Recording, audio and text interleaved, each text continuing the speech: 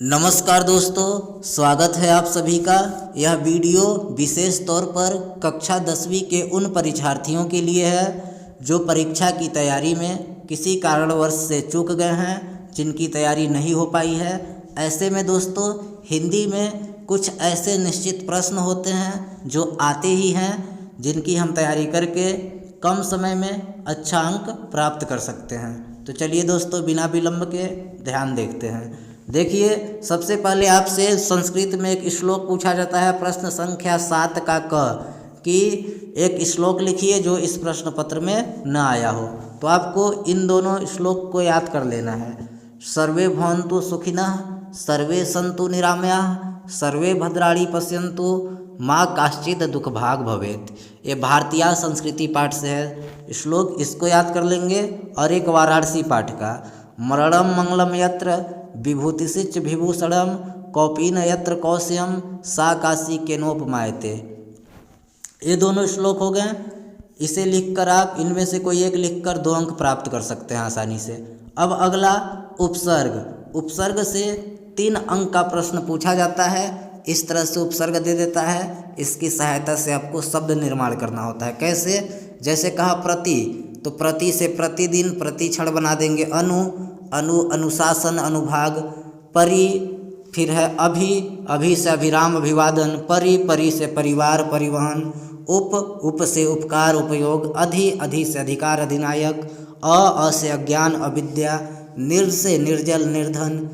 सु से सुपुत्र, सुकर्म। यही सब वे महत्वपूर्ण उपसर्ग हैं जो यूपी बोर्ड ने बताया है कि हम आपसे इन्हीं में से पूछेंगे, पाठ्यक्रम में निर्धारित किया है। तो इनकी सहायता से यहाँ शब्द बन गए हैं। अगर आप इस तरह से बना देंगे तो यहाँ भी आपको 3 अंक मिल जाएंगे। तो इस तरह से 3 2 5 अंक हुए। अब प्रत्यय। प्रत्यय से 2 अंक का शब्द आता है, प्रश्न आता है प्रत्यय से। और प्रत्यय शब्द के अंत में लगाकर शब्द निर्माण करना होता है। जैसे पढ़ में आई प्रत्यय लगाएं, पढ़ाई हो गया। कट में आई लगाएं, कटाई हो गया। फिर त्व है, मह में त्व, महत्व। गुरु में त, गुरुत्व। फिर वट है, बना में वट, बनावट। मिला में वट, मिलावट हो गया। ना है, हंस में ना, हंसना। कम में ना, कमाना। कमा में ना, कमाना हो गया। फिर ता है, कवि में ता, कविता। महान में ता, महानता। फिर हट है, गर्माहट, घबराहट। फिर पन है, बचपन, लड़कपन। ई है, भारत में ई, भारतीय। राष्ट्र में ई, राष्ट्रीय। फिर अक है, जैसे गाय तो गायक हो जाएगा।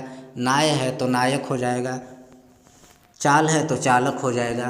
तो इस तरह से आप प्रत्यय बनाकर 2 अंक यहाँ से भी उठा सकते हैं आसानी से। तो 3 2 5 2 7 नंबर हो गया। अब समास। देखिए, 2 समास पढ़ना है। कौन कौन सा? द्वंद्व, द्विगु। द्वंद्व कैसे पहचानेंगे? जिसका प्रथम पद संख्यावाची हो। जैसे नवरत्न में 2 पद हैं, नवरत्न। पंचवटी में भी 2 पद हैं, पंचवटी। जलथल में भी 2 हैं, जलथल। तो जिसका पहले वाला पद संख्यावाची हो, संख्या हो, तो वहाँ पर आप द्विगु समास उत्तर में लिखेंगे। और जिसमें दोनों पद एक जैसे हो, जैसे जलथल, सुरासुर, धन्य धान्य, तो हो जाएगा द्वंद्व समास। जिसका पहला वाला संख्यावाची वे द्विगु, और जिसमें दोनों एक जैसे या बीच में योजक चिन्ह मिले तो हो जाएगा द्वंद्व समास। तो देखिए, यहाँ पर महत्वपूर्ण समास है नवरत्न। तो नवरत्न में कौन सा समास है? आप समास विग्रह क्या करेंगे? नवरत्नों का समूह।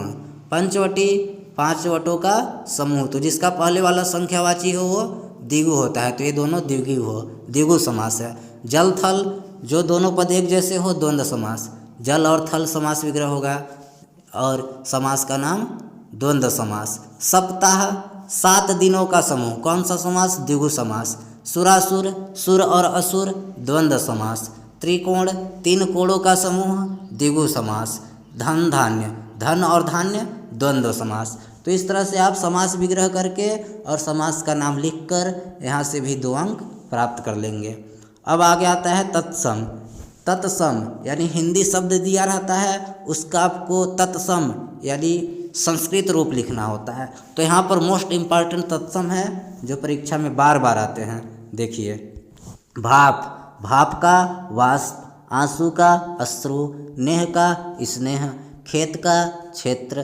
कुआं का कूप। धुआं का धूम्र, आग का अग्नि, भौरा का भ्रमर, किसान का कृषक, आम का आम्र, आँख का अक्षी, कपूर का कर्पूर, सावन का श्रावण, चैत का चैत्र। इसी तरह पूष रहेगा तो उसका पौष लिखिएगा।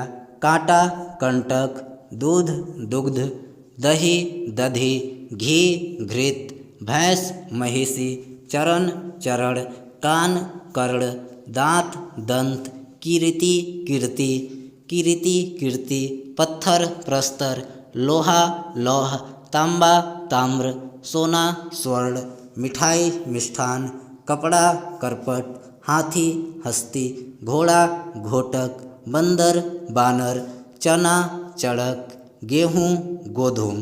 तो ये मोस्ट इम्पॉर्टेंट तत्सम है, याद रखिएगा। यहाँ से भी 2 अंक का प्रश्न आएगा। अब पर्यायवाची देखिए, यही सब मोस्ट इम्पॉर्टेंट पर्यायवाची है, घुमा फिरा कर पूछेगा जरूर इनमें से।